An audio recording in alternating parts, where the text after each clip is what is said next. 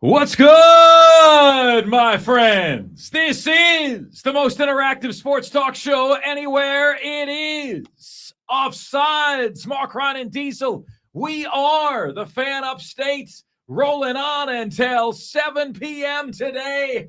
Know you guys have a ton of choices out there. Truly do appreciate you making us part of your day each and every day. We will be live at the ACC kickoff this show on Thursday. The Rob Brown Show will be there Tuesday, Wednesday, and Thursday. Thursday is Clemson's Day. We look forward to rocking it out there this Wednesday. Offsides will be live on location at Ingles in Travelers Rest. If you've been traveling and feeling a little tired, need a little rest, come out and join us. 1500 Gear Highway. That's not Greer, it's Gear. 1500 Gear Highway, Geer, in Travelers Rest this coming Wednesday from 3 p.m. until 7 o'clock p.m. Also, my friends, here's how you can take part in the show. You can give us a ring at 844-FAN-PHONE. That's 844-326-3663. And the text line is always there for you at 71307. Just start your text with the word fan, and away you go on the show. Opening the show today with a wee bit of breaking news. College Game Day.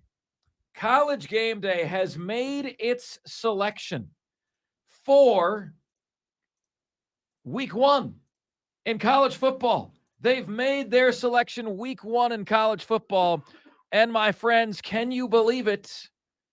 College Game Day is coming right up the road from us. That is right. They're coming right up the road to Charlotte for North Carolina against South Carolina. The battle, my friends, of the Carolinas. It's beautiful. Like, folks, do you guys realize today is July 24th?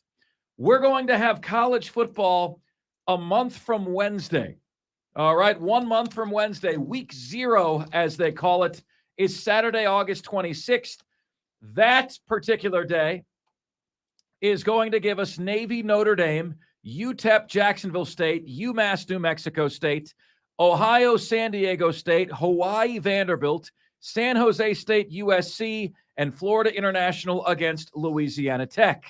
Then, the following Thursday night, my alma mater, Florida, is going to be at Utah to kick off the first week one of the opening weekend. A lot of Thursday night games. Not Utah, it's Utah. That's right. Elon, Wake Forest, Kent State, UCF, Rhode Island, Georgia State, St. Francis, Western Michigan, North Carolina State, UConn, Nebraska, Minnesota, a Big Ten game early, South Dakota, Missouri, Arkansas, Pine Bluff, Tulsa, North Carolina, A&T, UAB, and Southern Utah, Arizona State. That's a lot of Thursday night football games. Also, quite a few Friday games. Howard, Eastern Michigan, Central Michigan, Michigan State. Both. Oh, this is kind of cool, Diesel. The battle for Miami. What if the U lost the battle for Miami? They're playing Miami of Ohio. They would never live this down. That's ever. One of those games, Diesel, where if I'm the Redhawks, if I'm Miami of Ohio, I'm asking for that game every single year. And if I'm the U, I'm trying not to schedule that game every single year. If I get this win, I am never, ever scheduling the University of Miami again. If I am Miami of Ohio and we beat the University of Miami, we will never, ever schedule that team again. Be 1-0 against them forever. Kind of curious that they would do that, right? Like it is kind of curious that would happen. So Miami of Ohio against Miami.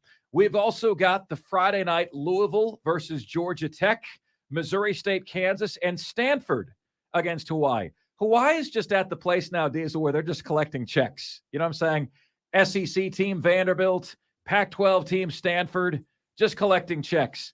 Then, my friends, what is really fascinating to me about the decision, the opening week of the year, right, to do what they did.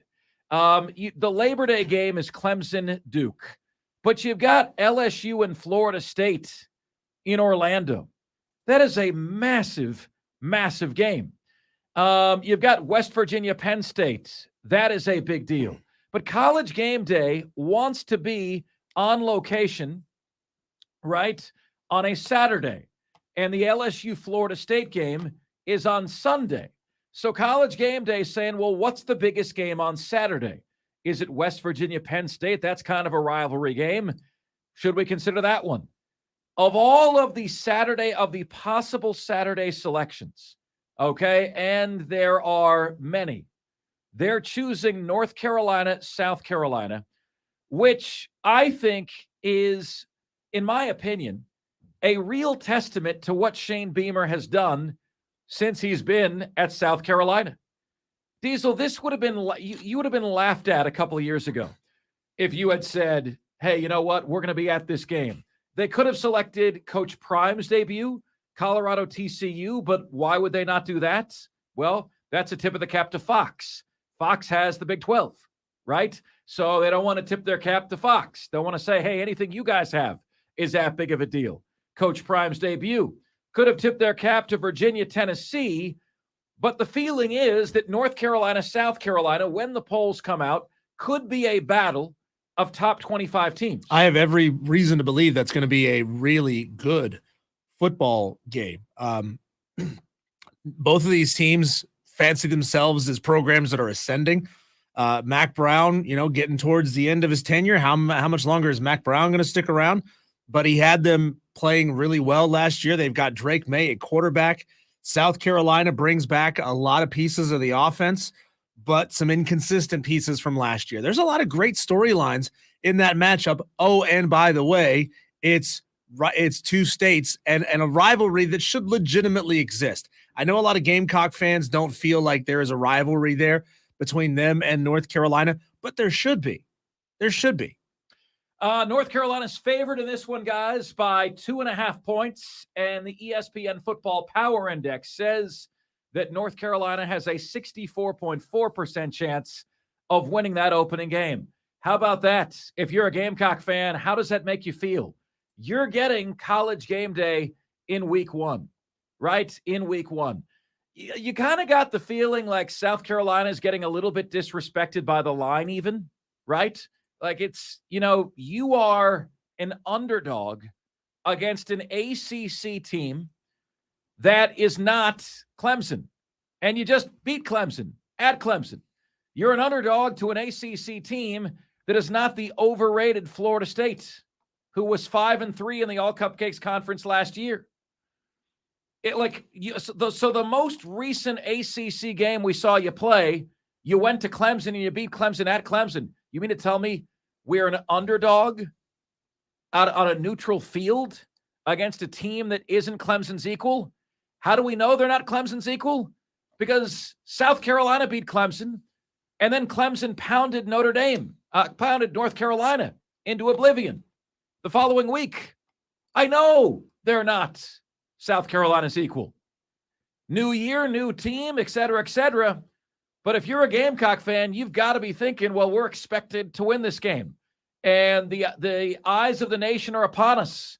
And we're going to be right there in Charlotte. I think that's pretty cool. And it is a testament to the job Shane Beamer has done building this thing. Year 3, start of year 3, the work you've done in 2 years has gotten you game day for the opening start of the year, for the first game of the year, and think of what that does for the program. Diesel, what were they saying? How much money was brought into App State by College Game Day being there? It was a massive number. I don't believe this for a second. So let me preface that. I think they said they calculated it being worth like $15 million worth of free advertising. That's incredible. And they may say this is what a 30-second spot during this show costs. Multiply that by, 30 minutes by 3 hours worth. That may be how they did it. They may have done some calculation of how many people they expected to apply to the school, people who visited the websites, the athletic sites, all the increased traffic. It's probably a combination of all of those things. But yeah, it was like $15 million worth of free advertising.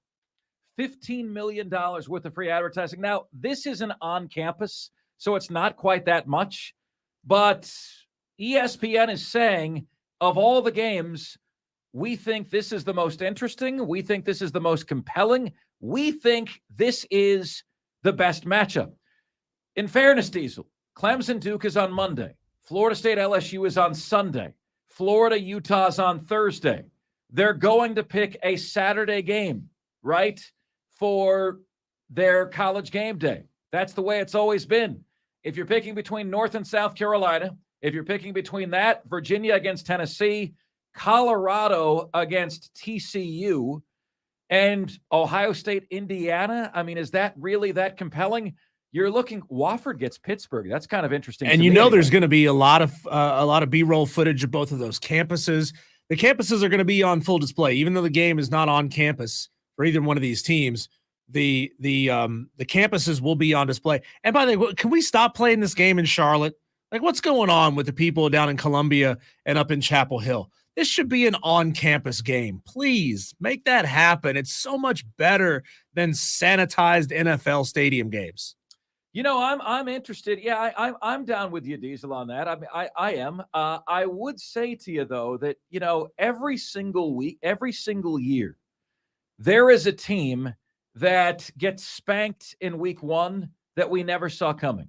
Every single year, always that happens. Of course, right? So who are the candidates, ladies and gentlemen, to get shanked in week 1? To get de-pantsed in week 1? Who are the candidates to you? Because it's going to be somebody. It's going to be somebody. All right. Now, Diesel, if you would be so kind, the Navy Notre Dame game is in Dublin, Ireland, right? That's Saturday, August 26th. I'm going to give you the game. You give me a scale of 1 to 10 upset likelihood. Okay? Because the reality is, Diesel, as well as I do, at least one of these games is going to be an opening week upset. Of course. Navy Notre Dame. That's about an 8. Because Navy has not been good over the past 2 or 3 seasons. Navy's fallen off. They're not a respectable team like they were. This is about an 8 at this point. So wait a minute. Likelihood of an upset. So if it's not likely, it'd be like a 2 or a 3. Yes. So 10 being 10. This would be a big upset if it happened. 1 being okay. We all kind of saw this one coming. How about likelihood of the upset happening? Likelihood of the upset happening. Scale of 1 to 10. Likelihood of the upset. 10 happening. Being very likely. 1 being it's not likely at all. Yeah. This one is probably. This one is probably a 2. Okay. Or 3. San Jose State, USC.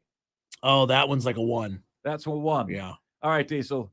I'm not even going to put Florida, Utah on there because I'm not going to denigrate my program to say us upsetting Utah is actually an upset. So I'm not playing that game. Okay. Florida should never have to upset Utah. NC State at UConn.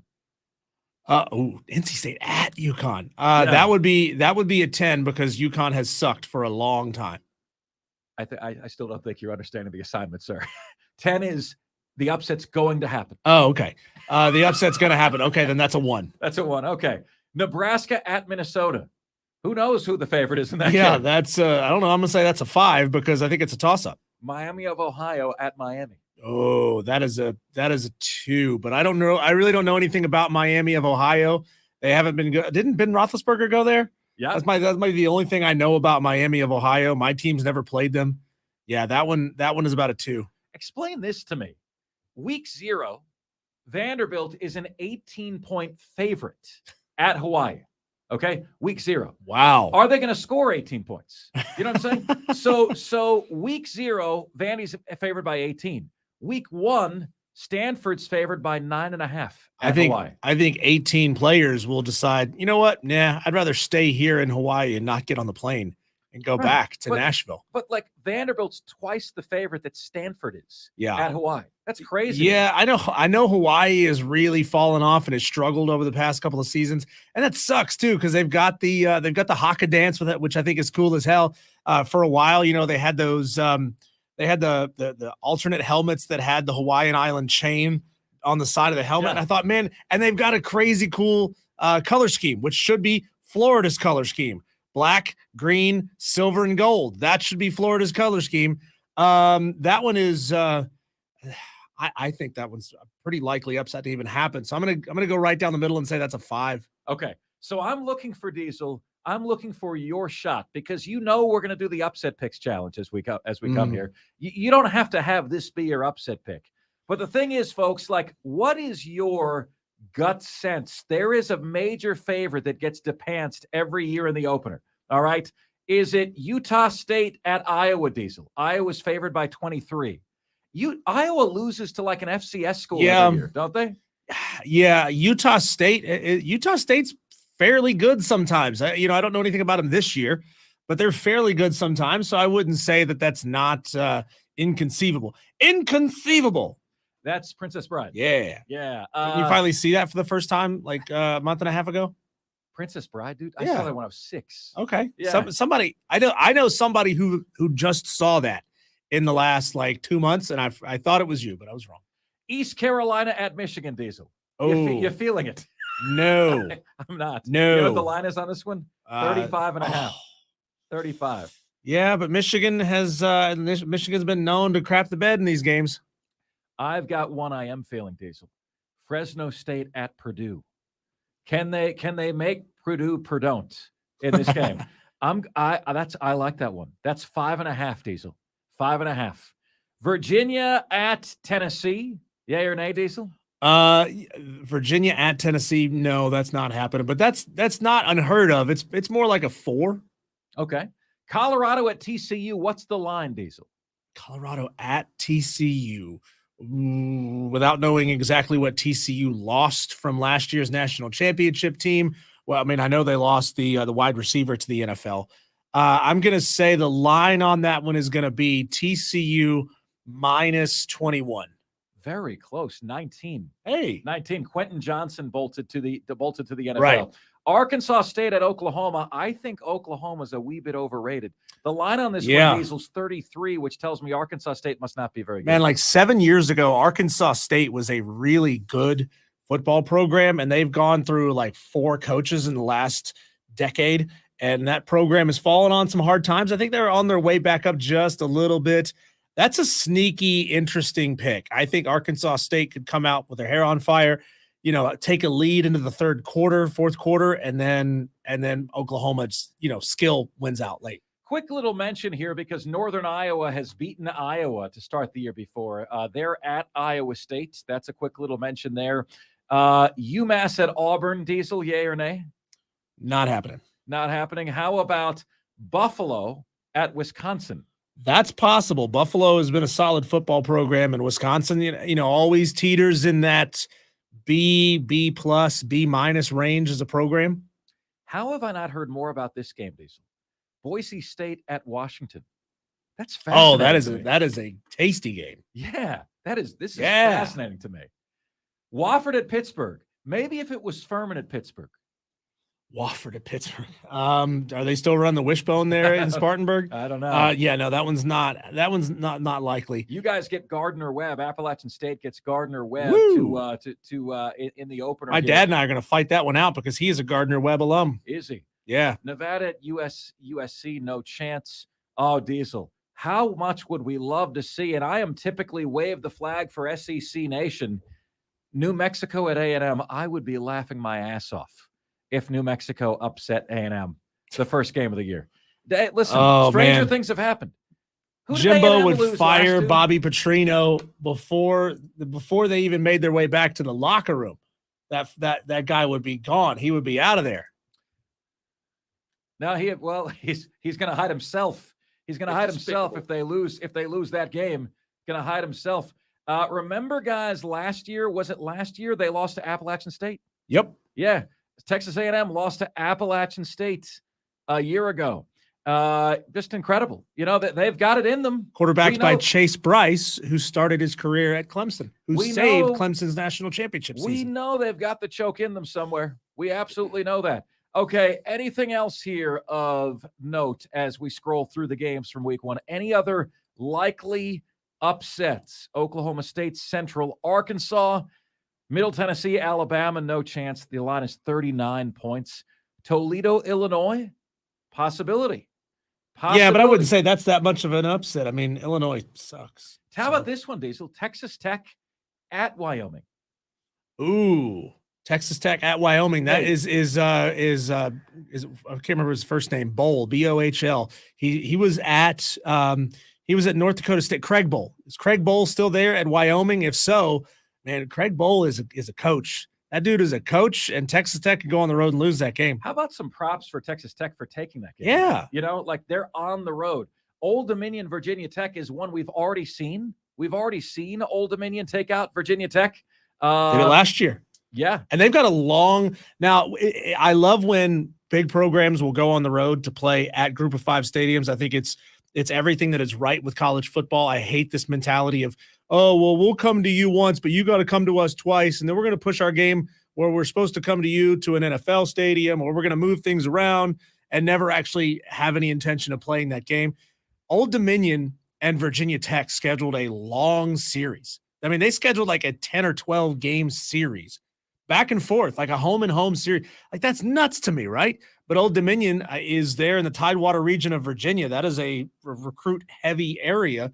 So I guess Virginia Tech is trying to get some recruiting bump in that area by going to Old Dominion more often.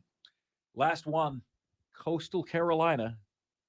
No more Jamie Chadwell, but still Willie Korn. No more. No, is Willie Korn still there?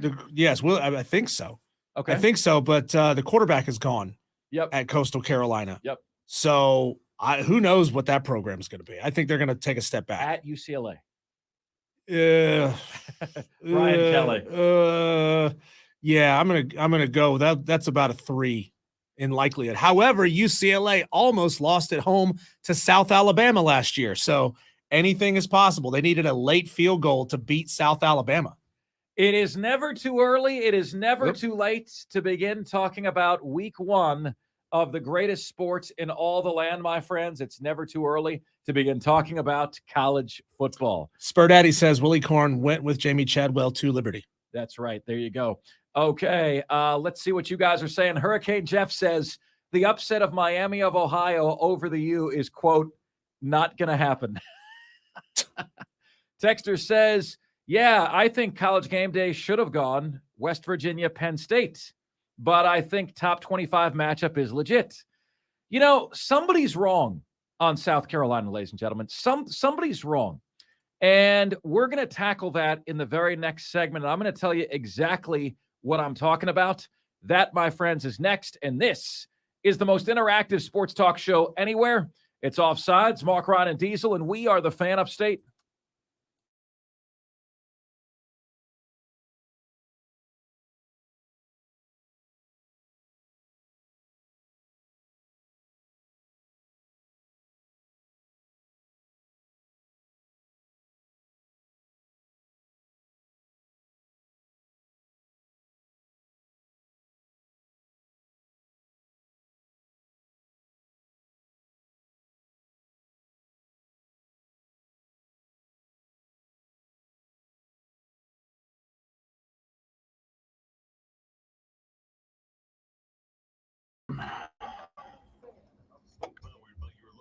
Yeah.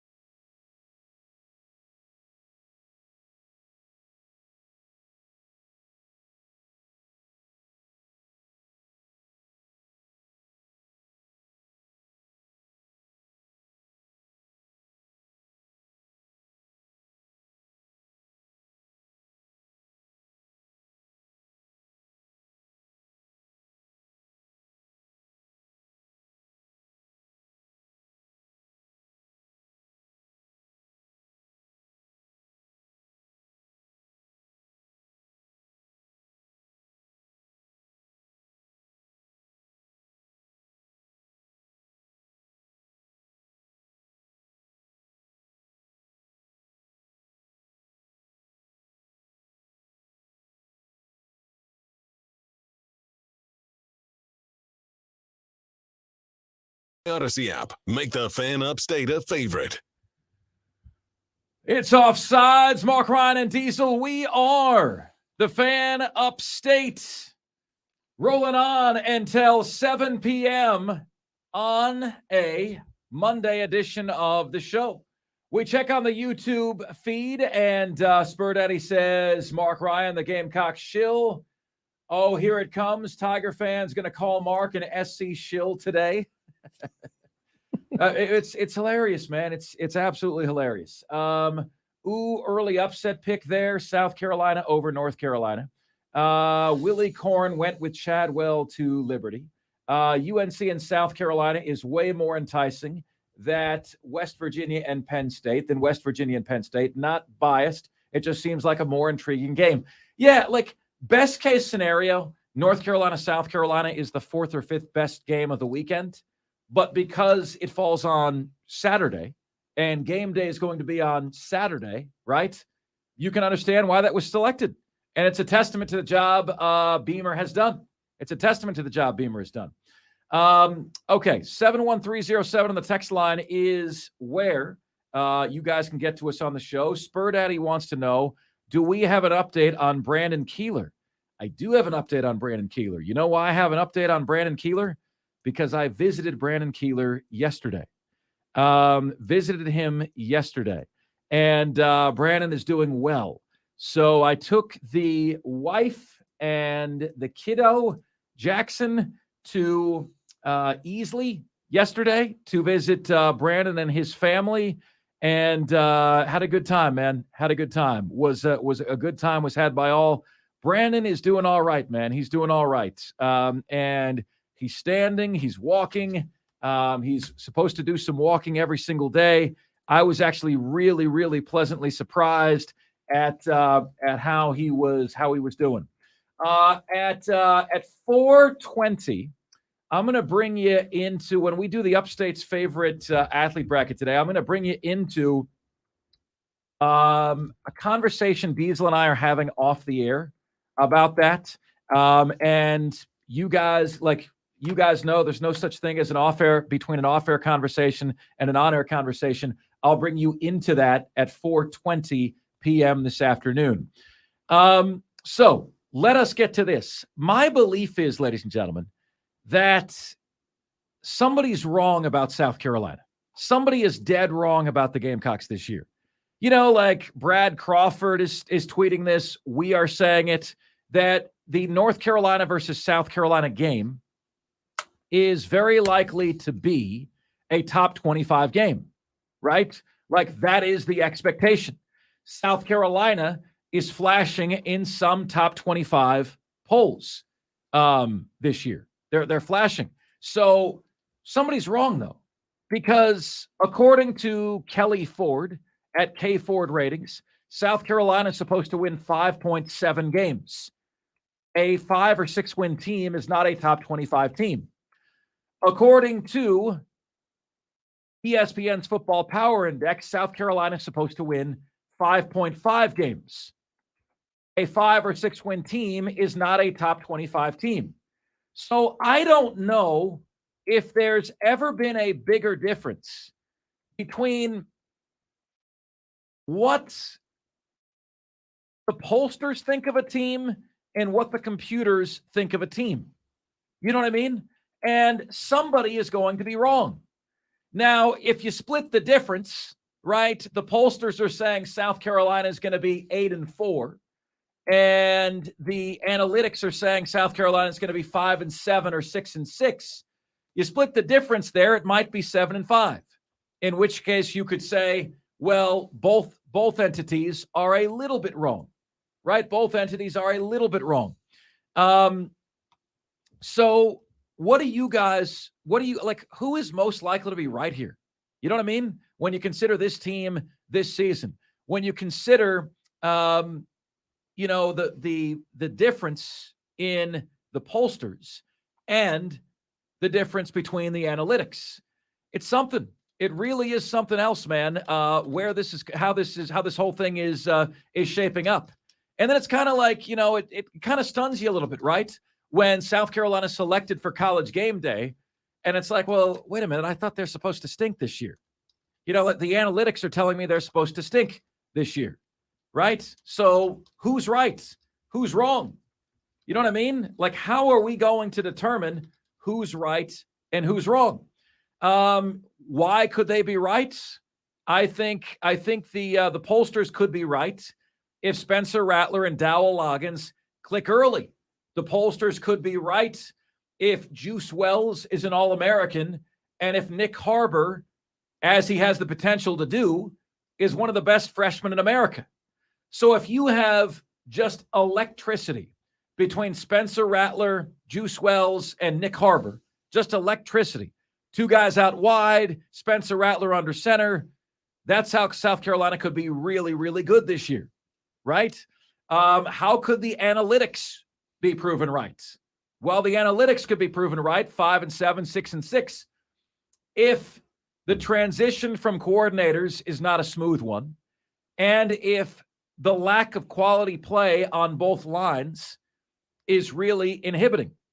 According to Athlon's College Football Preview magazine, South Carolina, out of 14 teams in the SEC, has the 12th ranked offensive line and the 13th ranked defensive line out of 14 teams in the Southeastern Conference.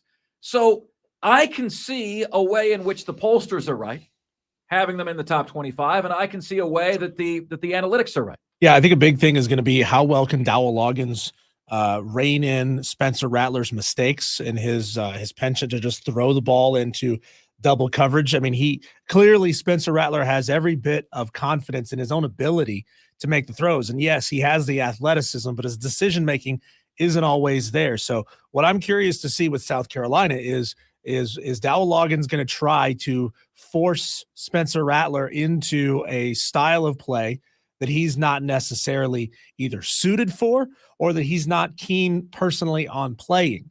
Because if quarterback ain't happy, ain't nobody happy. But the real question is just can he allow Spencer Rattler to play free and play creative the way that he tends to play, and at the same time change his mentality and say it's okay to throw the ball away. It's okay to take a 2-yard sack rather than throw it up and see what happens. That's the maturity standpoint that needs to come in for Spencer Rattler. And if he can get that, even with a weak offensive line, as they expect South Carolina to have, a weak offensive line can be a good thing if you've got a really mobile quarterback, if you've got a guy that can get away. That's the whole reason why the veer and the triple option were successful offenses for a while, because they were offenses predicated on not having a good offensive line and being able to be creative and make quick decisions when you had to. All right, my friends, coming up next on the show, our ACC and SEC team preview series continues. Syracuse is on the clock. Ryan Murray will be joining us next, right here on the most interactive sports talk show anywhere. It's Offsides. Mark Ryan and Diesel, and we are the Fan Upstate.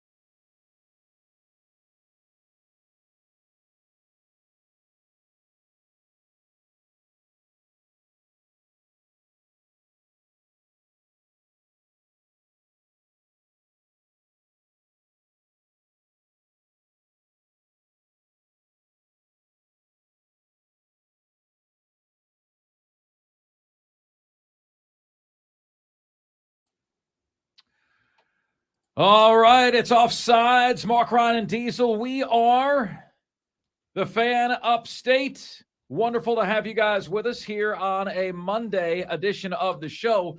We have been doing an ACC and SEC team preview series every single day of the show. And today we are joined by Ryan Murray from my hometown of Syracuse, New York, on the Syracuse Orange.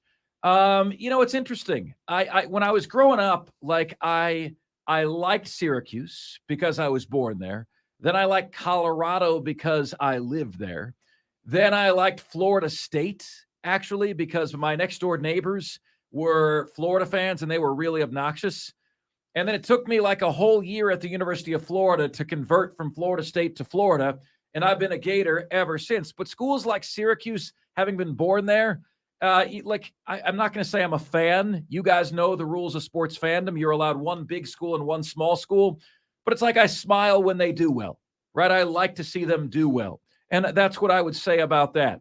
Now, on the hot seat this year is Dino Babers of the Syracuse Orange because, well, they've been nothing if not completely and totally inconsistent. They were 10-3, finished in the top 15 in 2018. In 2019, 5-7, 2020, 1-10, 2021, 5-7, 2022, 7-5. They're heading in the right direction since 2020, but why is consistency not possible there? Joining us right now is the aforementioned Ryan Murray. Ryan, always appreciate the time, my friend. So, Dino Babers, squarely on the hot seat. Agree or disagree?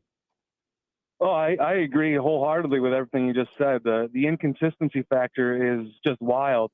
The fact that they can be, like you mentioned, in the top 15 to end the year, come back, and then all of a sudden 1-10, and then it's just been mediocrity and up and down. It's unfortunate, and it's not fun for anybody. It's not fun for the school. It's not fun for the fans. If they don't go to a bowl game this year, it's going to be tough to keep them around. How would you advise, Ryan, how does Syracuse get back to where they were perhaps in the early 90s with Donovan McNabb and Kadri Ismail, and the Carrier Dome was a place where when top 10 teams went to the Carrier Dome, they lost. How do you get back to that point? I think right now is a great time for Syracuse to really get back with the transfer portal the way it is. I think they've got to hit the transfer portal harder than actual high school recruiting. Get the guys that, maybe were not good enough to start at a bigger school and they got a little frustrated. Bring them back down to a school like Syracuse, let them reset, refresh, and get going. Syracuse has done that, but at the same time, they're unable to keep those guys out of the portal. You got a guy like Deuce Chestnut who transferred to LSU after a couple good years at Syracuse. But I'd say for Syracuse to get back to where they want to go, it's got to be the transfer portal, and they got to capitalize on the top prospects that get into the portal. And I know right now it's tough with NIL and everything like that, but just they got to hit on those portal guys. It's nice to get the 4- and 5-star guys out of high school, but if they have a good year at Syracuse, they're jumping to the portal for a better opportunity right now. Ryan, what would college football look like if Syracuse was, again, an annual top 15 type of program? I mean, does it galvanize and energize the entire state of New York, or is pro sports so strong there that even top 15 program in Syracuse has a hard time breaking through? They may have a tough time breaking through, but if they're top 15, a top 25 team year in and year out, they can get back to that. And then it's, in the Northeast, then you have Penn State, Syracuse, and Pittsburgh kind of in the Northeast anchoring football. And that's something you haven't seen a lot of. Penn State's been there, but Pittsburgh's been up and down, a little bit better than Syracuse, but they're up and down. So you got that Northeast football connection kind of staying in limbo. And I think winning solves everything. And I think if Syracuse can win, then college football comes back in the Northeast a little bit. And that would be good to see for not only fans, but the high school football scene in general, because you got a lot of these kids that don't watch Syracuse. They're watching Notre Dame. They're watching Penn State. They're watching everybody out of state. So it'd be nice to see a little bit more in-state interest. There's no doubt about it, Ryan. The downturn of Syracuse football happened before the move to the ACC, right? Doug Marrone was 11-17 in the Big East before the move to Scott Schaefer in ACC play. But I'm just wondering, Ryan, if some of the mystique and the gloss of Syracuse athletics was lost in the move to the Atlantic Coast Conference, because you lost the basketball program hasn't been the same, whether that's Jim Boeheim's age or the move to the ACC. I thought the loss of some of those basketball rivalries was massive. But just thinking back, Ryan, to, growing up as a kid in the 80s, Syracuse, Georgetown, then seeing Donovan McNabb and seeing Qadri Ismail, is it fair to wonder if the move to the ACC is a part of the reason why what made Syracuse special has been lost? I think it's fair to say that the move to the ACC, it did hurt in a lot of sports, but at the same time, unfortunately, you got to follow the money, and the money in the Big East was going away. The money in the ACC was there, so unfortunately, you had to make the jump to follow the money to keep everything going with a even lacrosse, a 3-sport school. So you kind of had to jump there. But I think, you'd kind of like to be able to have those old rivalries, like you mentioned, especially in basketball, playing UConn and Georgetown. They still play Pittsburgh, but it just hasn't been the same because they've been, like I said earlier, they've been up and down as well. So the rivalries just aren't the same. And, they got a little something with Duke, but at the same time, it's, Duke's winning the games. The games are hyped up a little bit, but Syracuse isn't coming out on the end of with victories as much to cause a rivalry. So the move to the ACC hurts, and it's just something that is reality, and they have to deal with, and hopefully they can get out of it in some way. Ryan, unless you're an elite program in college football, almost every team will see on their schedule 3 or 4 games they absolutely are going to win, 3 or 4 that they're probably going to lose, and 3 or 4 in the middle right there that are going to be kind of a toss-up. What are those games for Syracuse this year that are going to be a toss-up, and what needs to get cleaned up about last year's program to make sure those become wins? Unfortunately, with the transfer portal and everything like that, every game is a toss-up for Syracuse. They do have a lot of talent on the team. They just haven't seen it really go. Last year's big 50-50 game was Purdue, so that again will be the big 50-50 game again this year, and they have them down there.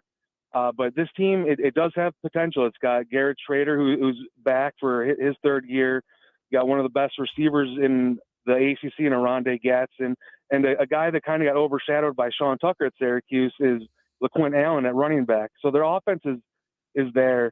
Defense has lost a little bit, but they still have a few guys that can make plays. Marlo Wax being the main cog in that defense. But really, it's going to be up and down. I don't see a game that they're going to feel comfortable in. It's just, unfortunately, it's the nature of the beast when you're always putting out a young squad that has some holes in it. But again, they have some talent. So it's just going to be how that talent comes together during the year and how they're able to develop. And Ryan, can you hit us with the mark of success for Syracuse this year? Like, what would be a success after the seasons that you've seen? The team made a bowl game last year. The team lost a bowl game last year. If I am the administration, I want to see an upward trend. I want the 10-3 season of 2018 to be more of the rule than the exception. And I want to see, 1-10, 5-7, 7-5 the last 3 years. That's an upward trend. Is it fair to say 8-4? Is 8-4 the mark of success this year? What do you think? 8-4 would be nice. In reality, I think back-to-back bowl games is kind of where they're going to shoot for, and hope an 8-win season can come out of that. But I think really, if you can get back-to-back bowl games, and then next season being the season you take another jump forward, that would be great. And I know it was 7 wins last year, and 8 would obviously be on the the trajectory. But I think in the big picture, it's just back-to-back bowl games and just get used to going back to bowl games and then letting the pieces fall where they may. Ryan, last question from me here. Scheduling wise, what school or schools is the Syracuse administration just making a mistake by not scheduling? Somebody that, you believe should be on the schedule every year that's just not. I really think Penn State is a school that should be on the schedule every year. Geographically, it makes sense. They had a history back during the early years of Joe Paterno. So there's history there, but I know everybody wants to get those cupcake games. So will Penn State hire or schedule a game like Syracuse because of the chance that they could get upset? I don't know. That remains to be seen. Rutgers is always one that geographically makes sense as far as recruiting goes. They both go after the same type of players. So a couple of those Big Ten schools are just natural fits to the schedule for Syracuse.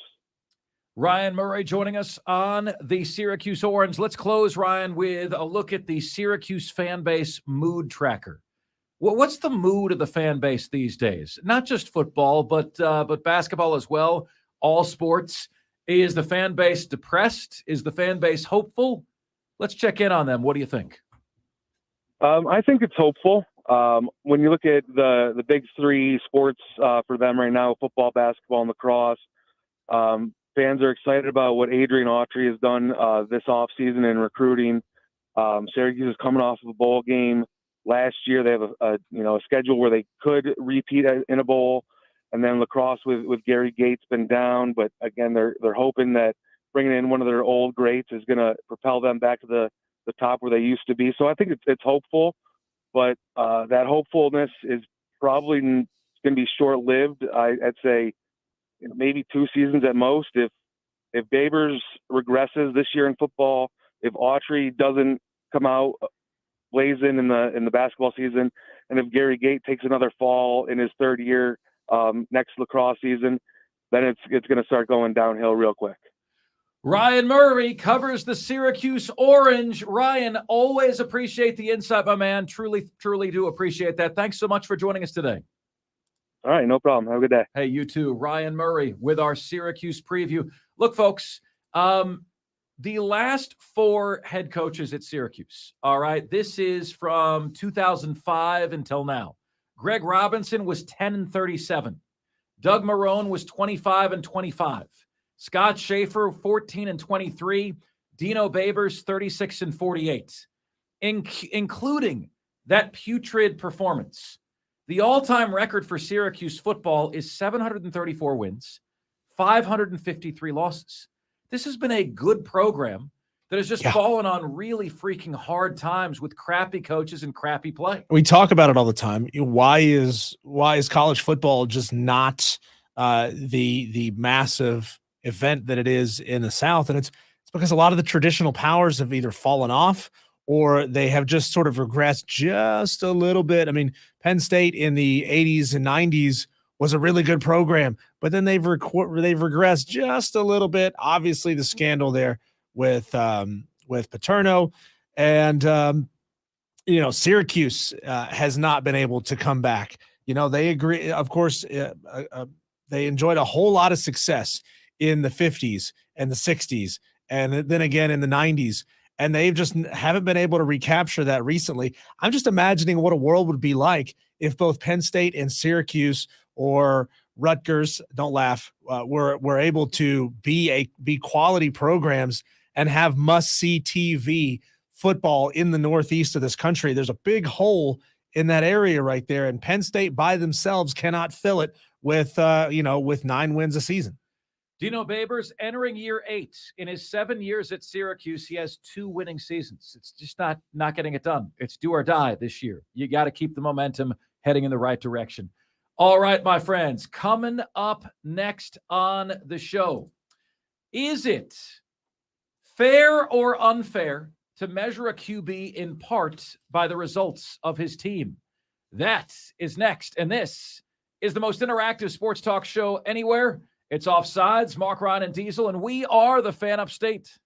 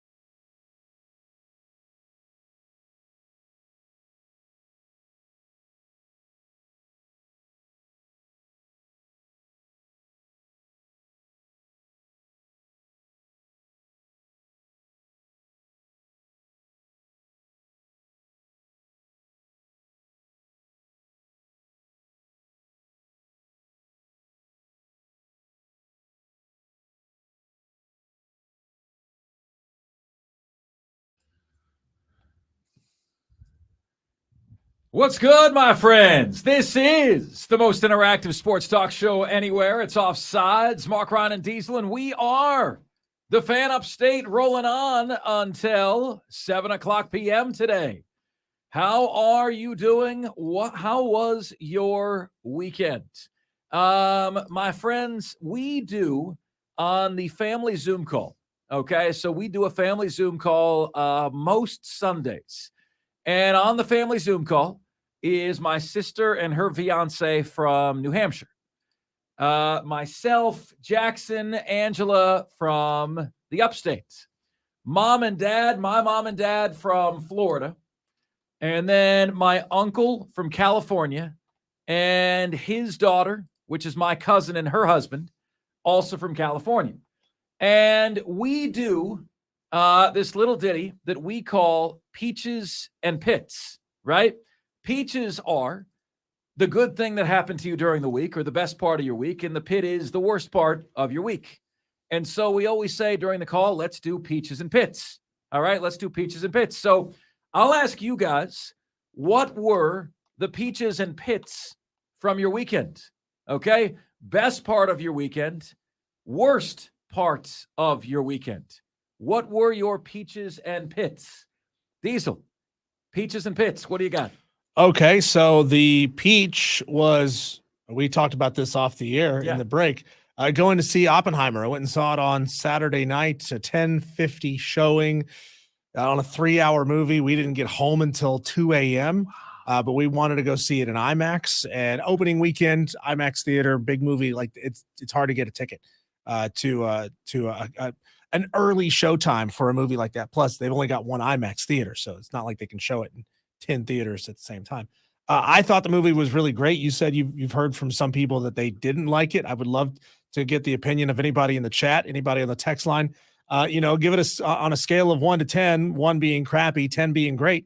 What would you say that movie was? But I thought the movie was really good. I loved it. I'm fascinated by the atomic program, and my wife's dad works at the very same nuclear laboratory in Los Alamos, New Mexico, where this thing was built. Now, different lab, like physical building, but still the same National Energy Lab in Los Alamos. So I find that area of the country and that story fascinating. The pit was this ridiculous rainstorm that we got last night. I don't know if you got it where you guys live, but in Malden, they were calling for scattered, isolated storms, which, you expect something to come over, rain for about 5 minutes and gone, right? No, it rained and it rained and it rained and it dumped rain to the point that our backyard was completely underwater. And we had steaks to grill, and we were just sitting inside waiting. Like, am I ever going to get to go outside and grill these things? We got like a 5-minute break. So I was like, I'm going to go outside and do it right now. And then I got the steaks to like rare, and it started dumping down rain all over again. So I'm getting wet trying to like shut the grill off and get everything inside. So that was the pit for the weekend. Yeah, that's rough. But Oppenheimer, Diesel gives it 2 thumbs up. What are your Peaches and Pits for the weekend, ladies and gentlemen? The best part, the worst part of your weekend, what was it?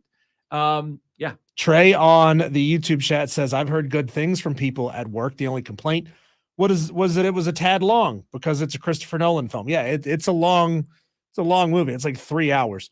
Madcraft says might be going tonight.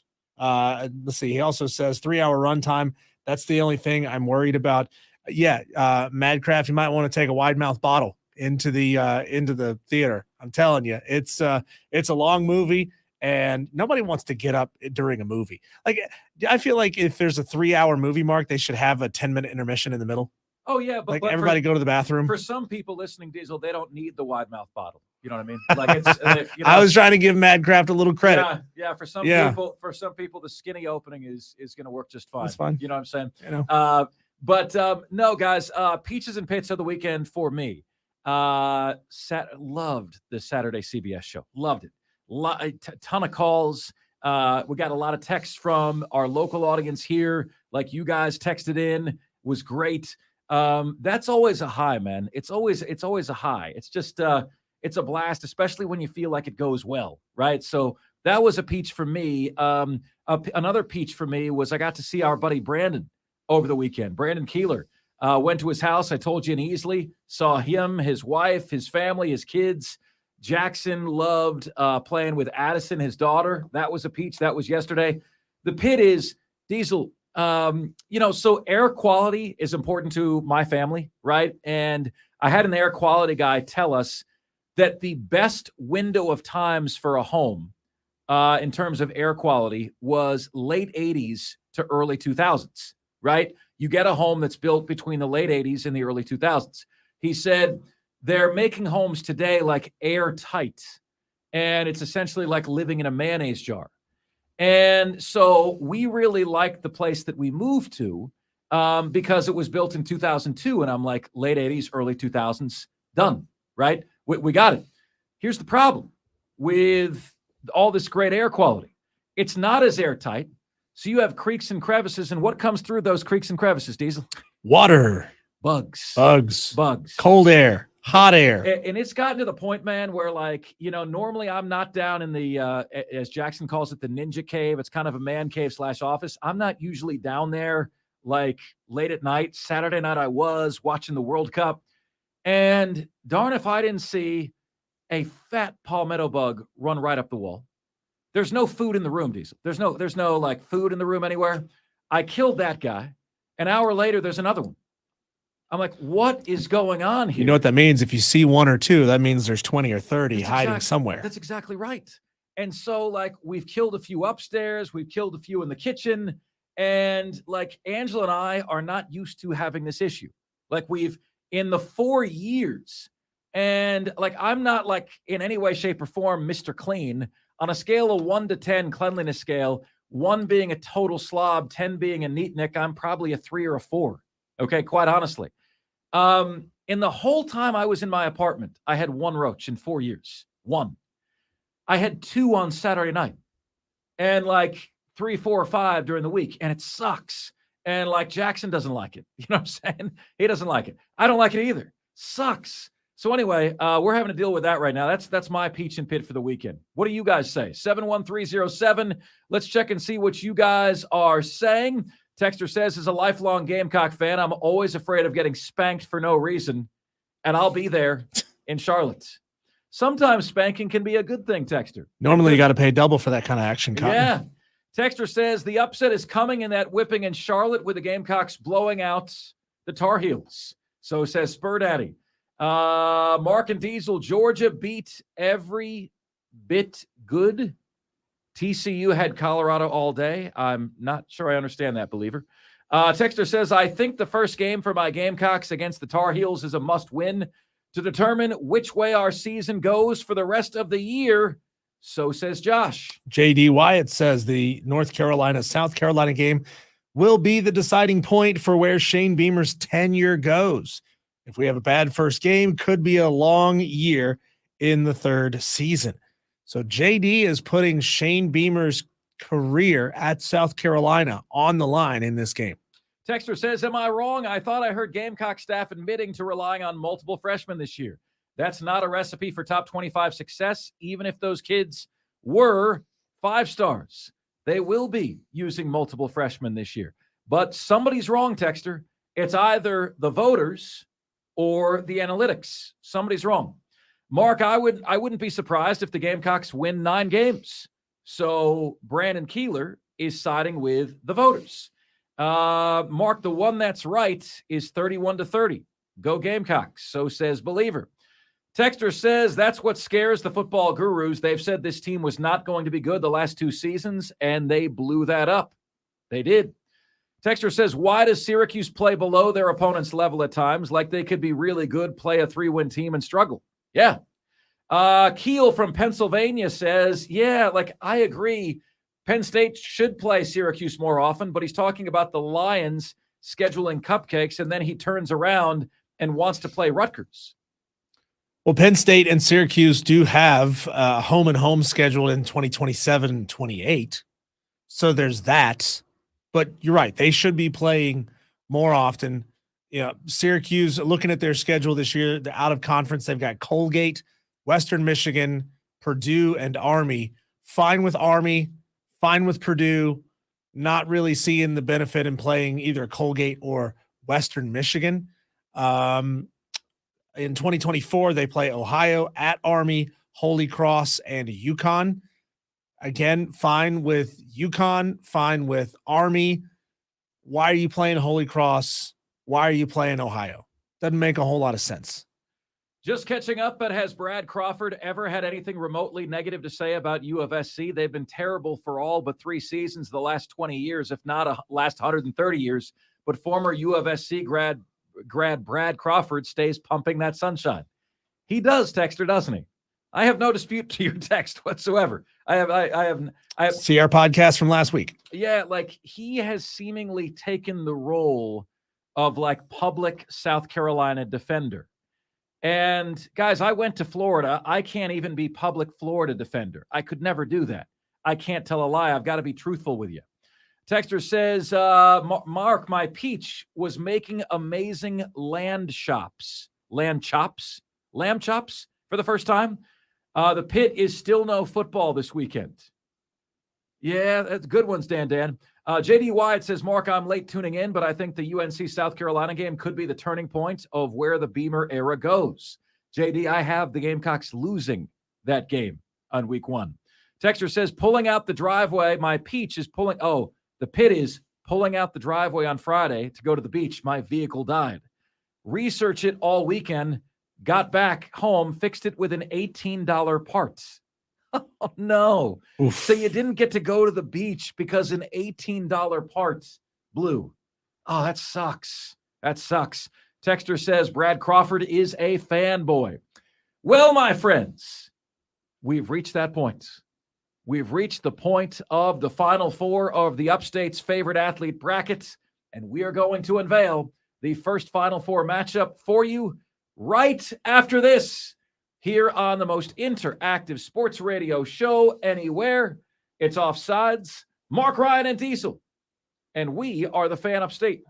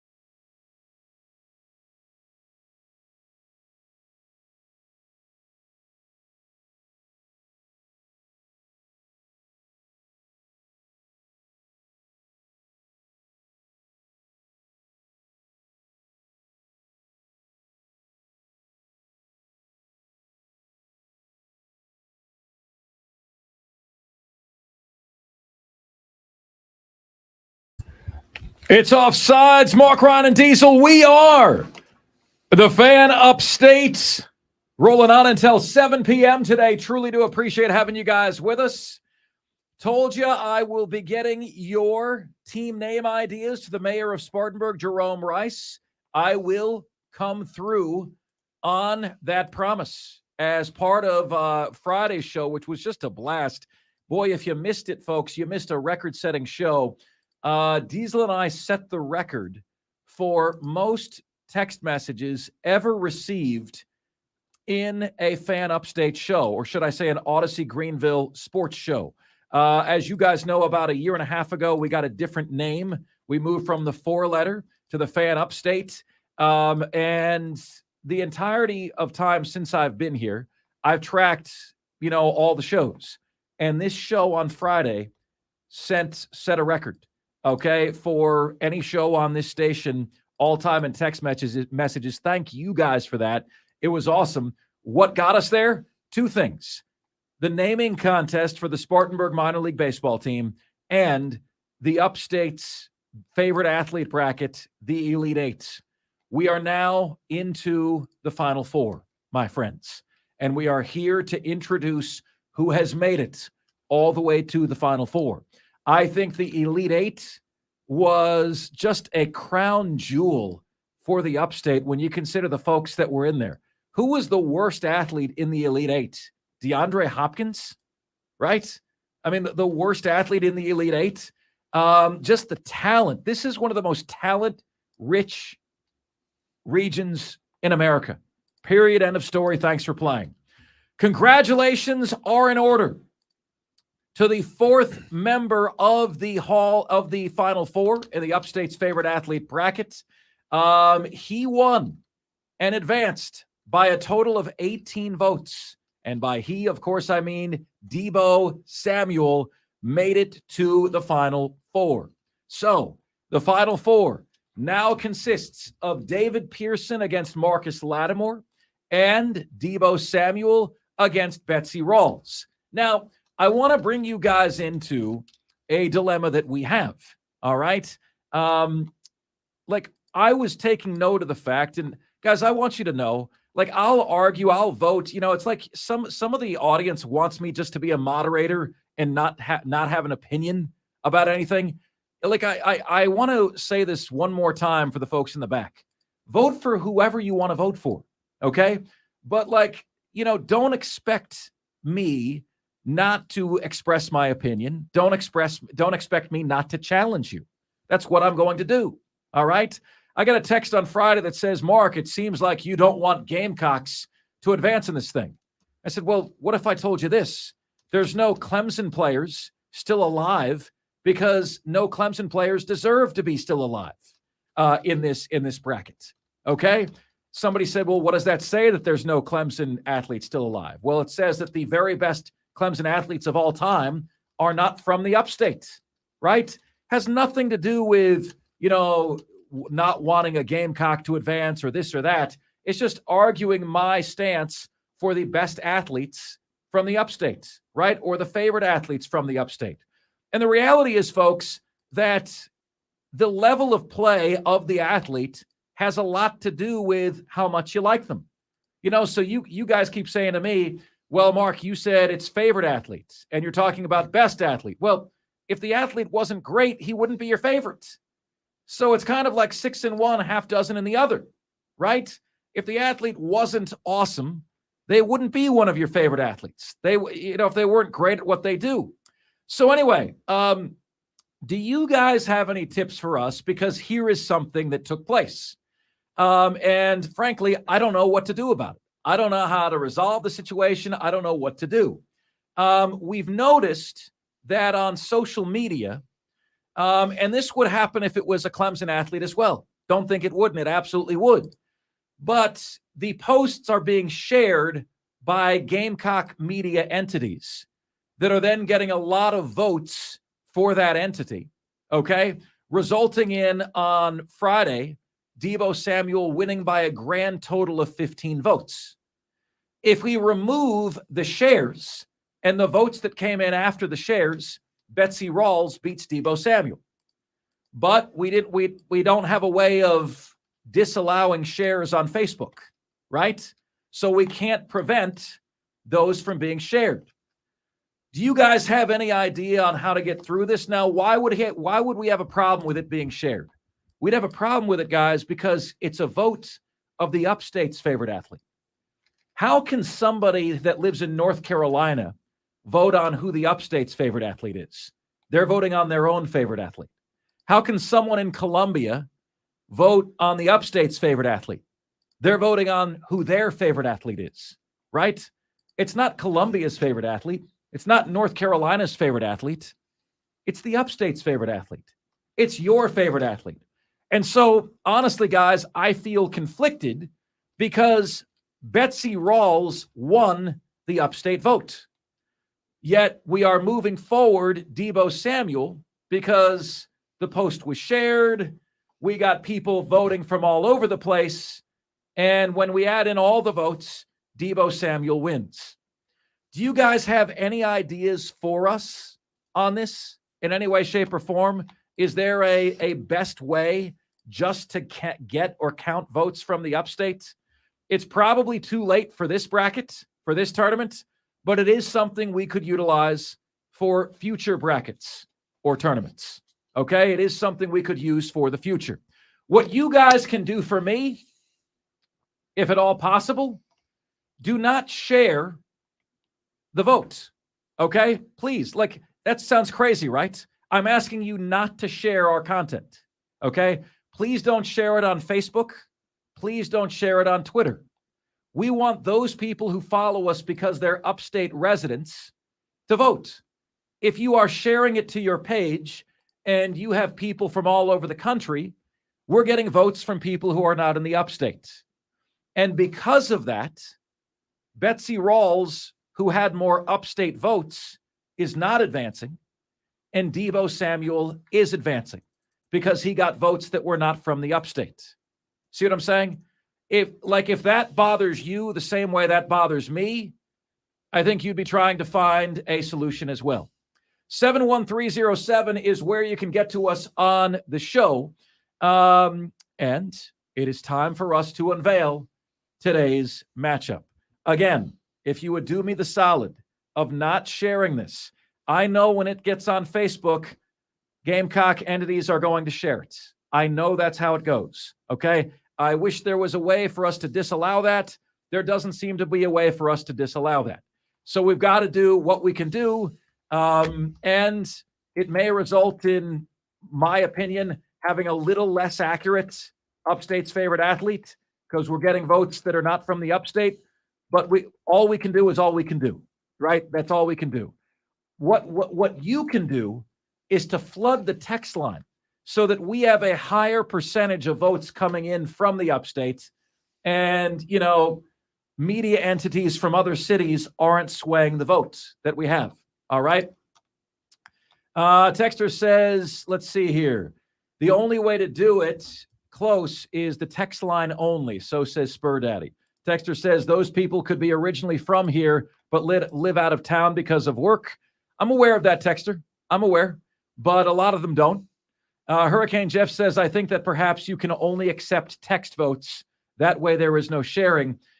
Diesel and I have talked about that. I think, folks, that if we changed that at this point, we would be accused of throwing the vote.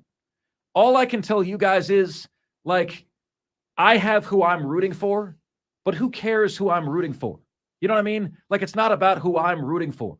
I want you guys to determine the winner, even if I disagree with you. Okay? And I just feel like people would think we're throwing the vote if we suddenly changed what we're doing. Right?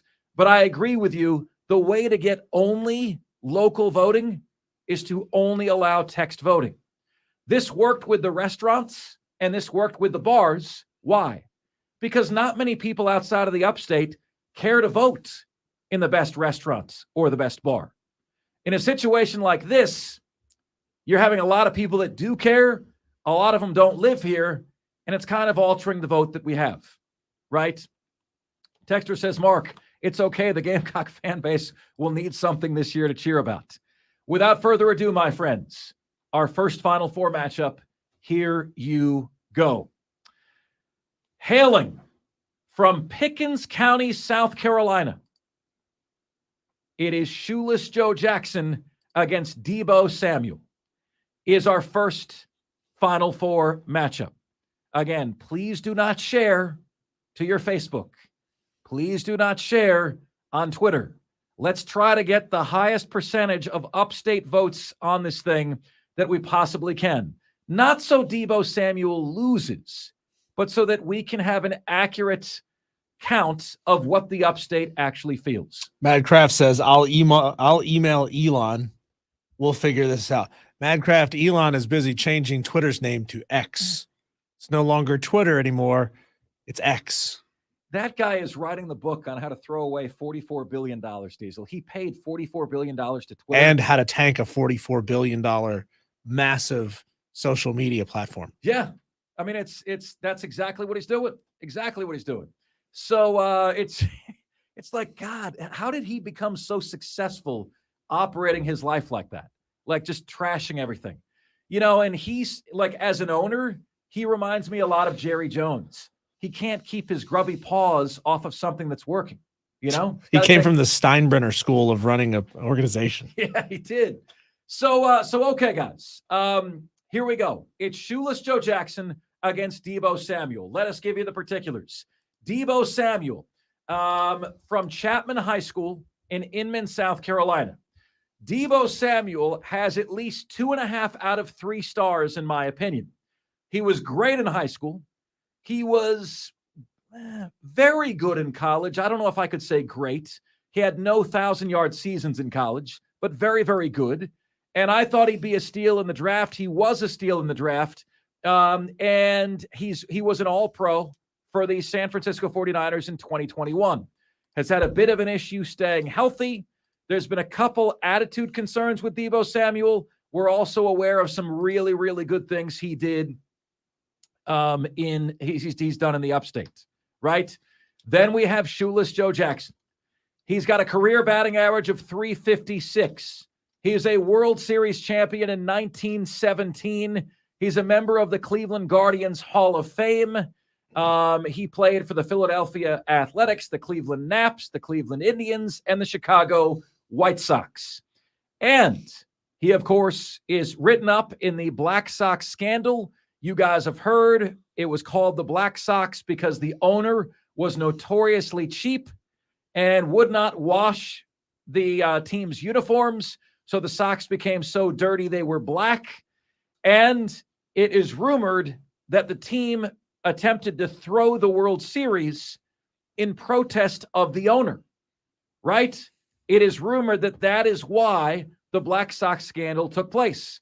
They didn't want their owner to be able to celebrate a World Series because he was so awful to them. 71307 on the text line is where you guys can get to us. We've got Shoeless Joe Jackson against Deebo Samuel. That is the vote. The best thing you guys can do, because we see the numbers, folks. There's a few thousand people listening. If you press pause on the listenership of this show at any minute, there's a few thousand people listening anytime you press pause. If you're hearing this right now, please vote. I don't care who you vote for. Just please vote, because then we'll get a higher percentage of people that are voting from the upstate and a lower percentage of people who are essentially throwing our vote by getting to vote from wherever they are. I understand that those folks, those, Gamecock media outlets that are sharing our posts, they just want to help their guys do well. I get that. The same way Clemson media outlets would share our posts to help their guys do well. I get that. But what they're essentially doing is they're changing the outcome of our polls. Betsy Rawls would have won, but, Facebook and Twitter got a hold of it, right? She would have won if it was just upstate votes. Well, so that's what we are. What Betsy needed was Texas Longhorn accounts to get a hold of it. to do this, to do the exact same thing. And who's to say nobody from Texas did that? I don't know. Somebody suggested, well, why don't you make it only 864 phone numbers can vote? Texter, 30,000 people move here every year. I've been here 15 years and I've still got an 828 phone number. I've been here. I'm not changing it. I've been here 4.5. I still have a 281. Yeah, I'm not code. changing it. So now you're going to say 15, 20-year residents can't vote because they still have an old phone number. See, none of those things work. And as people are asking, can you set it so that only certain people can retweet? No, that function has been taken away. We used to have that function where you could make a tweet essentially private, so only your followers, which would be the almost 9,000 strong Fan Upstate Twitter followers, could vote. But that function has been taken away. Thanks a lot, Elon. You can't change who shares things. You can't change who retweets things. There's nothing we can do about it. There's absolutely nothing we can do to keep anyone outside of the Upstate from voting. Yeah, and like we said, guys, you run into they changed the vote just before the Final Four. They changed how you could vote, right? Like that's what we run into. I get that. I get why that's an issue. You know, next time we do one of these brackets, maybe we only do a text line. Maybe that's what we do. We will see. All right, my friends, 71307 on the text line is where you can get to us. Let's see what is coming in on the text line right now. Texter says Shoeless Joe Jackson. Spur Daddy says Shoeless Joe. We got a Gamecock fan voting Shoeless Joe. I'm incredibly impressed at your objectivity, sir. Texter says Shoeless Joe Jackson. Texter says barefoot. That would be shoeless. Texter says Shoeless Joe gets my vote.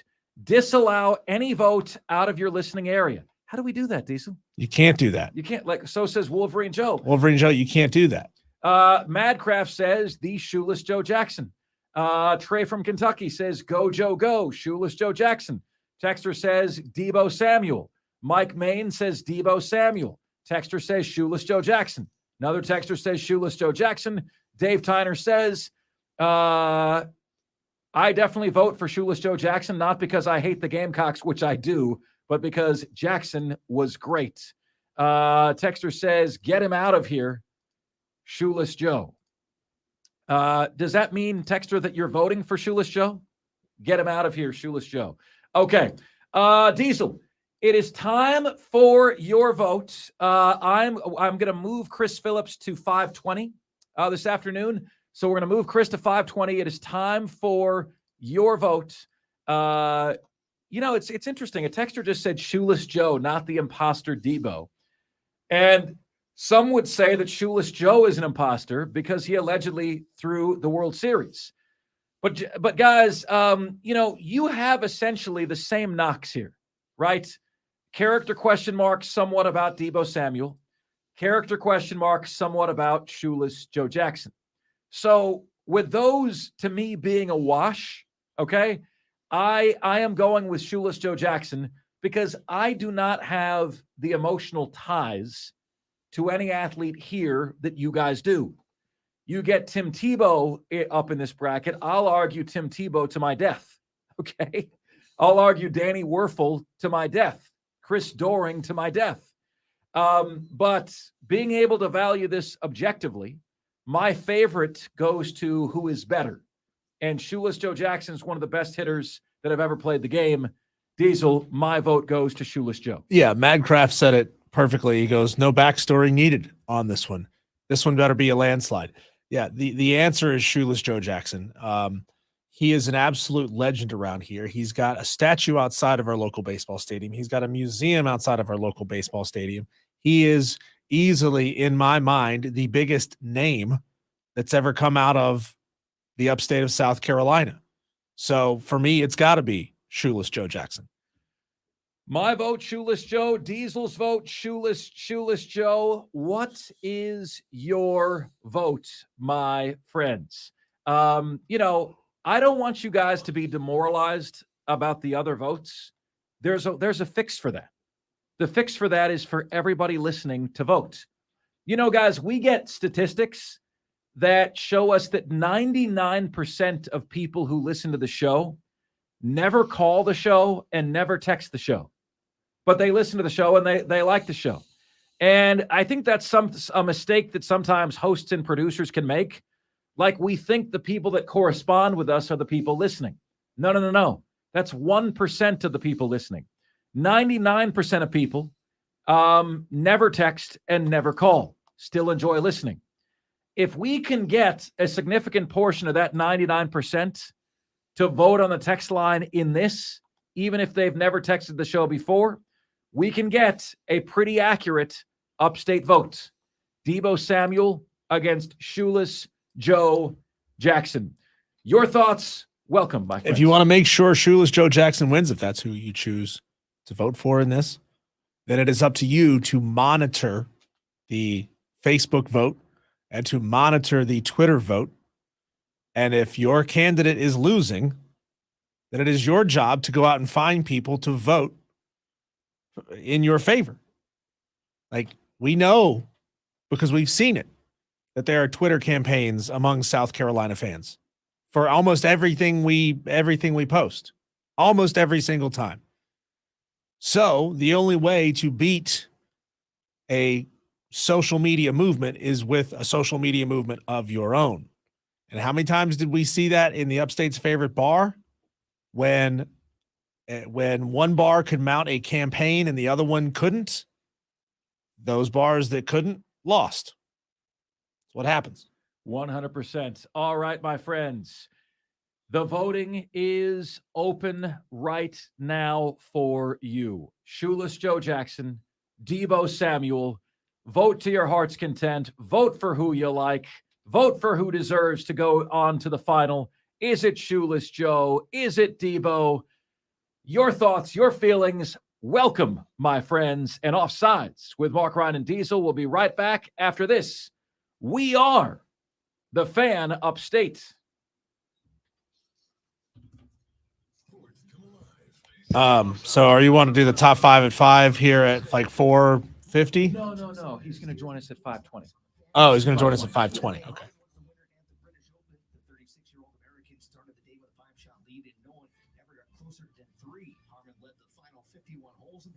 He'd gone 167 tournaments since his last PGA Tour title. Meanwhile, Rory McIlroy's winless streak continues. He finished tied for 6th. His winless streak at the major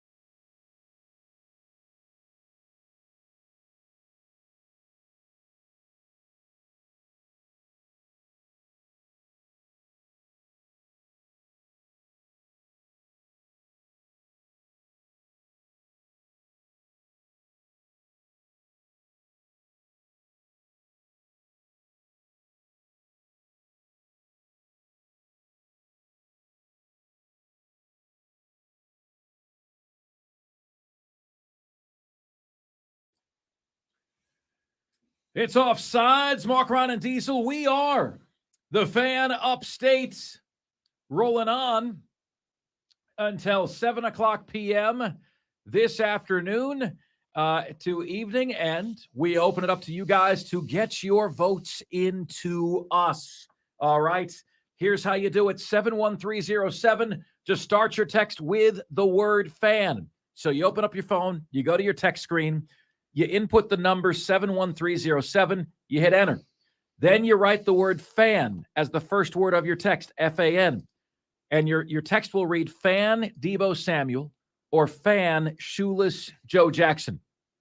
And that is how you get your votes in. The best thing we can do to keep this as much of an upstate vote as possible is for the one platform we have that is upstate only, which is the text line, to vote like the Dickens, okay? So if you are hearing this right now, and I don't ask a lot of you guys, but I need to ask you a solid today. If you are hearing this, I need to ask you to get your vote in, okay? Deebo Samuel or Shoeless Joe Jackson. Again, folks, I'll argue for Shoeless Joe. I'll absolutely argue for Shoeless Joe. In terms of merit, he was a far more successful athlete than Deebo Samuel has been. But more than anything, we just want your votes, okay? So it's less about who I think should win and more about the concern being wanting the upstate to decide this, okay? Whether I agree or disagree is kind of immaterial at this point, being as honest with you about that as we possibly can. Trey Davis, no, it's just Trey, says, I was hoping to hear Betsy Rawls do an interview on the Fan Upstate. Someone else, I believe it was Spur Daddy, said, well, why can't we still just get her on the show? We could. Nothing says you can't. Yeah. Spur Daddy says, the way, Mark, you feel about Tim Tebow is how folks around here feel about Marcus Lattimore. Stephen Webb on the YouTube thread says, shame on the Gamecocks who voted Deebo over Betsy. Yeah, and, guys, those are not people from the upstate. Betsy Rawls won the upstate vote.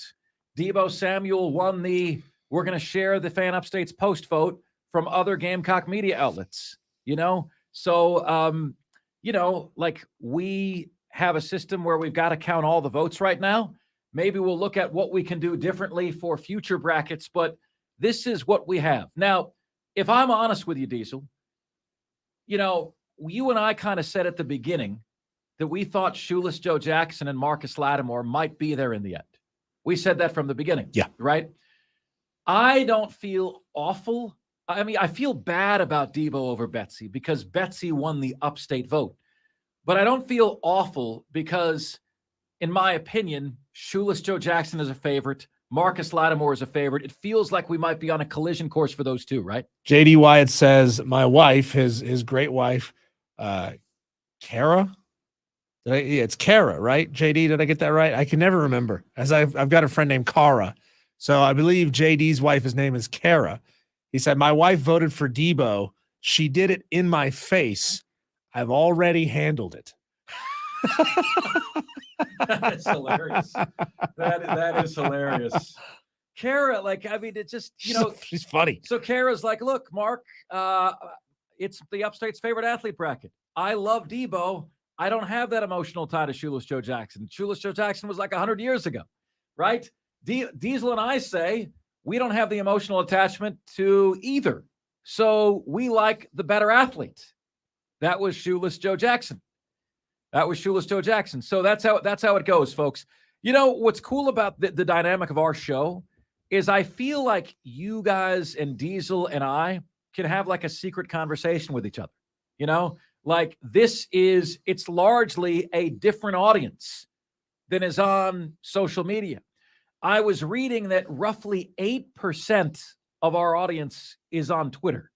8%. All right, I'm never calling it X. That's baffling because, we think Twitter being this massive media entity, but that's not true. Right. Like 8% of our audience is on Twitter. 72% of America is not on Twitter. 92% of our audience is not on Twitter. So they're different audiences, folks. There's different audiences. I can have a private conversation with you guys.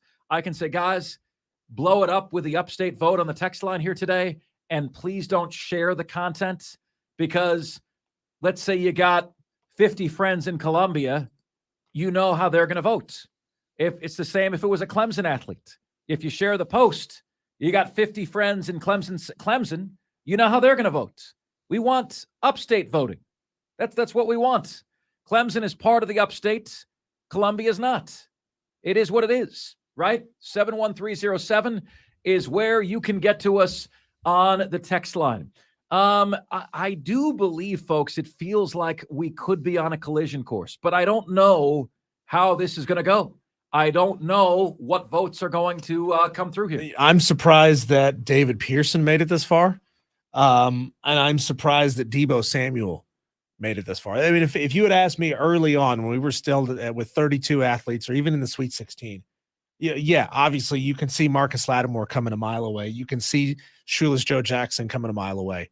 But I'm genuinely surprised and pleased and happy with the amount of support that David Pearson has gotten every round of this tournament.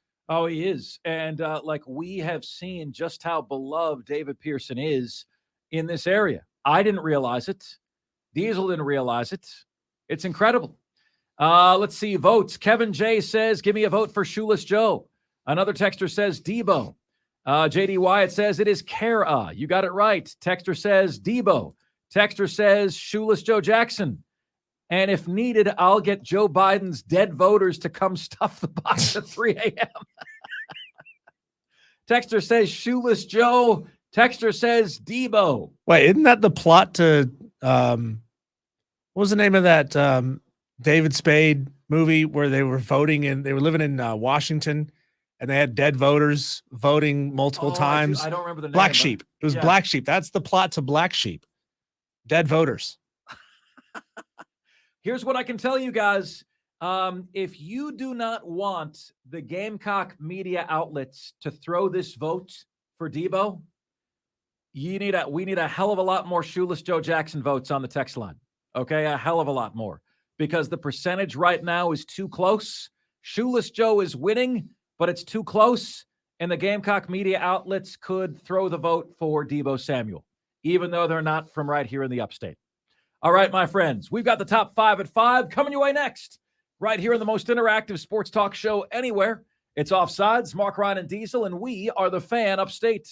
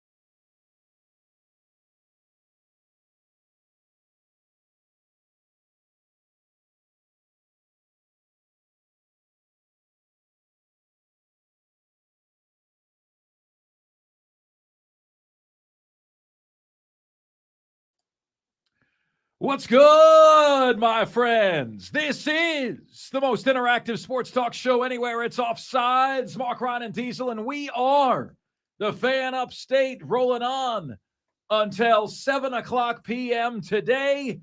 You guys have a ton of choices out there. We truly do appreciate you making us part of your day each and every day, my friends. All right, it is time for us to do that jam. By the way, if you are just joining us, we've asked you guys a little family tradition that we have in the Ryan household is we do a Zoom call. Families all over the country, quite literally. We have family on the West Coast. We have family in the Northeast, family in the Southeast, right? So we do a little ditty on the call called Peaches and Pits. And the peaches, you share the best thing that happened to you during the week or your favorite part of the week, right? And the pit is what sucked about your week, right? Like what was it? So we asked you guys today to give us your peaches and pits from the weekend. You know, your best and worst from the weekend. But for us right now, you can send those to us on the text line 71307. Just start your text with the word fan and away you go. For us right now, it is time for us to do that jam. We call it the top 5 at 5, the top 5 biggest sports stories of the day, the top 5 topics we're discussing. Ladies and gentlemen of the Upstate Offsiders, the top 5 at 5 starts right now. And now, the top 5 at 5. And 5, 4, 3, 2, 1. Hit it. This morning at 9:10 a.m., I activated myself. 5. That sounds so dirty. At 9:10 a.m. Okay, guys. So yesterday, I was at our producer, Brandon Keeler's house. And you might know that Brandon Keeler suffered a heart attack a few weeks ago and took the wifey and my great bonus son, Jackson, to see Brandon and his family. And it was great to catch up. While I was there, of course, lifelong Atlanta sports fan Brandon Keeler had the Braves game up. And it was the top of the 8th inning. And the Braves were trailing 2-1. First runner gets on. Second runner gets on. The Brewers pitcher's ass was so tight you couldn't fit a pin in it with a hammer. You knew something bad was going to happen. We're watching it live. Well, my friends, we were prophetic. Here's what took place. First pitch here to left center field. Ozzie Albies has left the building, and the Atlanta Braves take the lead at the top of the 8th. There's nothing more painful as a home crowd. And look, folks, I'm thrilled the Braves won, but, you know, have some empathy for the Brewers fans. They got the coolest name in all of sports, the Brewers. How great is that? And they also have a slide. If and when they ever hit a home run, they get to slide down that bad boy. That's awesome as well. It's nothing worse than leading the whole game, only to lose it at the very end. And they had that brutal feeling yesterday. It was awful. So, congratulations to Atlanta. You know, for the most part, the Braves are coming out of kind of a lull in their season. They've only won 4 of their last 10 games, but they're so far and away ahead in the NL East, right? In my opinion, it's a battle of seeding at this point. It's about how can they continue to get better at this point because they are playing for the World Series berth. By the way, the Rays are in a free fall in the American League. Now, 3-7 in their last 10 games. You know, the Tampa Bay Rays have now gone under 500 since their 23-9 start. They've been under 500 the rest of the way. How about that? Next up, 4. At number 4 on the show today, Lionel Messi had his debut for Inter Miami, the club that David Beckham owns. There was a moment before the match. I think they were playing Club Azul in the League Cup. And there was a moment, LeBron James, Messi, before the game, they had an embrace. They don't speak the same language, but from one GOAT, Messi, to a wannabe GOAT LeBron. See what I did there? Those guys have some commonalities, some love, some bonds that they could share. What nobody saw was Messi winning the game for Inter Miami on a free kick late in the contest, which is exactly what he did. You know, you might remember when we did our top 10 athletes of all time a couple weeks ago, I had Messi in my top 10. His superpower is that he's a magician. He showed why he's a magician. The funny thing about Messi is this. Like, quite honestly, guys, you might say, like, well, athletes get the best genes in the gene pool. Messi is not an overly handsome dude, right? Like, Messi is probably an average-looking guy, okay? Messi is also not tall. I think he's like 5'7" or 5'8". He's a small fry. So in many respects, like, Messi didn't get these unbelievable genes, right? He's not overly handsome. He's 5'7", 5'8". He, like, is the furthest thing from David Beckham in the looks department. But you put a ball at his feet, and the dude is a witch. He's just an absolute witch. And so everybody's talking about Messi in the States and Messi in America, and you know, it seems to be in vogue to say this is a huge deal for American sports. I think it's a big deal right now. I think it's a little deal long term. It's only a big deal long term if it begins to get the Messi in his prime to choose Major League Soccer. Well, I do want to know if you could ever get an honest answer out of these guys, not a media answer out of these guys, but an honest answer of where they really truly believe talent in the MLS to be compared to talent in their home leagues. What league does Messi play in when he's not playing for Team Argentina? Spain. Okay, so he's in La Liga. I would love to know his comparison, you know, even from last year. Overall talent in La Liga versus talent in MLS. And if you've got great players spreading the word among other great players in the world that there is a lot of talent in MLS, more players will want to come play against better talent. Right. So we may never get that answer because in media interviews are going to say, "Oh yeah, I'm really impressed by the level of play here. Everybody plays fast. Everybody plays hard." You know, they're going to say all those things. So I don't know if we'll ever get that answer out of these guys, but they talk to each other, and that's what's important. I've got an analogy for you guys. You guys remember Jeremy Lin Sanity, right? The Asian point guard of the New York Knicks. Jeremy Lin was a fad. He wasn't lasting. Nikola Jokic is lasting. Messi to MLS is Jeremy Lin. It's cool. It's exciting. It's fun. But in a few years, Messi won't be in MLS anymore. Messi doesn't have to be playing anymore. All right? And I want to see the league have lasting growth and improve and sustain success. So, like, Messi to me, you know, the MLS being viewed as a retirement tour isn't this open and shut, completely successful venture. You know, I don't know that it's great for the league for all these wealthy European players to just have a retirement tour in America. I'll be impressed when they get Messi to come to the States and play his whole career right here. Next up. 3. At number 3, Diesel and I looked at the first week of games in college football on the show today, with the backdrop being some breaking news that came down just before the show began today. Guess where College Game Day is going to be for week 1? I'll give you a hint. 2001 is going to play. North Carolina and South Carolina. That is where College Game Day is going to be.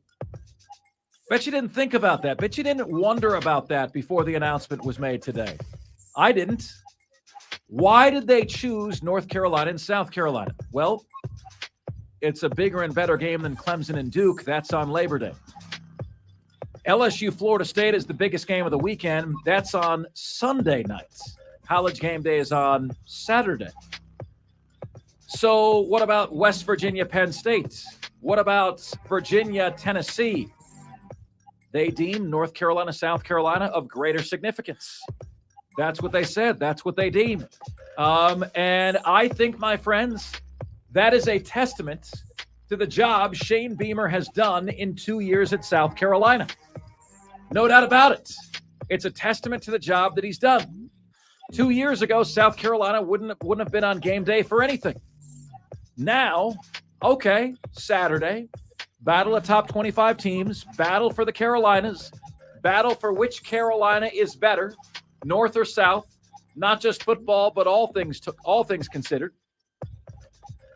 College Game Day chose North Carolina versus South Carolina. How about that? Good on you, Beamer. Next up. 2. Folks, somebody conclusively is wrong about South Carolina.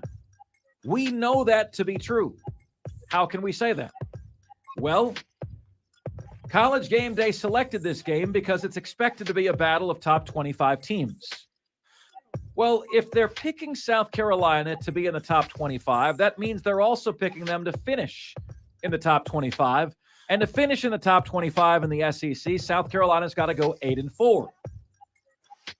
The analytics say that South Carolina is going to finish 5-7 or 6-6. So who, pray tell, is wrong? Is it the analytics who have whiffed on the Gamecocks the last couple of years? Or is it the pollsters who are nowhere close to what the analytics say? Now, my prediction on the Gamecocks is that the pollsters are more right than the analytics. But if you're going to split the difference between what the analytics say and what the pollsters say, that's where I think South Carolina is going to be. I'm going 7-5. ESPN's Football Power Index says South Carolina wins 5.5 games. That's 5-7 or 6-6. Kelly Ford, guest of the show, says South Carolina is going to win 5.7 games. That's 5, more likely 6. The pollsters are saying 8-4. So which is it? I say split the difference, 7-4, but my record is closer to the pollsters than it is the analytics. I'm not going to allow Beamer to prove me wrong 3 years in a row if I'm the analytics department. What do you guys think? I mean, it's crazy just how differing the opinions are, aren't they? Like, ESPN says 5-7. The pollsters are saying top 25. So who's right, who's wrong? And finally, 1. my friends, we are down to the final 4 of the Upstate's favorite athlete brackets. We would like to congratulate the last entrant into our final 4. We had a good and open discussion about this in the last segment. Okay, and the discussion was as follows. Betsy Rawls actually beat Deebo Samuel in terms of the upstate vote. But because some Gamecock media entities shared our post, Deebo Samuel won with votes from outside of the upstate. We're not going to change the voting system now. Does it bum us out? A little bit. Just totally honest with you. But folks, you know, all we want is for the folks in the upstate, for this vote to be among upstate residents. Okay? So if you could do us a solid, and this will be the only time we ask this, not share our post, that'd be great. We want to keep it for the upstate, by the upstate. We don't, you know, the more entities that share the post, the more we have people voting from outside of the upstate.